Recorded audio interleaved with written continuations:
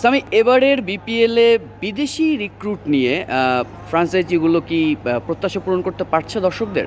সব ফ্র্যাঞ্চাইজি তো একেবারেই পাচ্ছে না। ঢাকা টিমের আগে আমরা দেখলাম যে যারা খেলেছেন আমার কাছে খুব বেশি আপ্লুত আমার মনে হয় নাই। হ্যাঁ, শাহিন আফ্রিদি বরিশালের হয়ে খেলছেন, অনেকগুলো বড় নাম আছে, অ্যালেক্সাস রংপুরের হয়ে খেলছেন। আসলে প্রবলেমটা হয় কি, এখন আসলে এত ফ্র্যাঞ্চাইজি লিগ, ওই যে IL T20টা থাকে, IL T20-র জন্য আসলে মনে হয় মূল প্রবলেমের জায়গাটা একটা টিমে 9টা করে বিদেশি প্লেয়ার খেলতে পারে। আর একটা বিষয় অনেকে মনে করেন যে বিপিএলে মনে হয় টাকা কম। আমি যেটা হিসাব করে দেখলাম, বিপিএলে কিন্তু টাকা বেশি।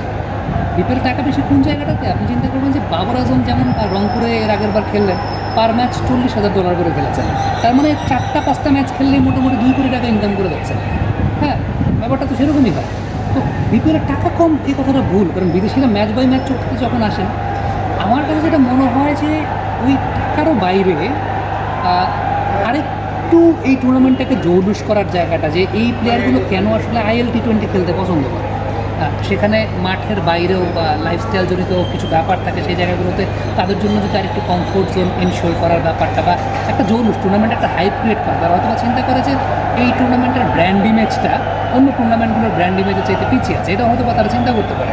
সো আমার কাছে যেটা মনে হয় যে বিদেশি প্লেয়াররা দেখা যায় যে আপনি এখন শাহিন আফ্রিদিকে পাচ্ছেন, আপনি ফুল টাইম পাবেন না, অ্যালেক্সাসকে পাচ্ছেন ফুল টাইম পাবেন না, এলস চলে যাবে আইএল খেলবে।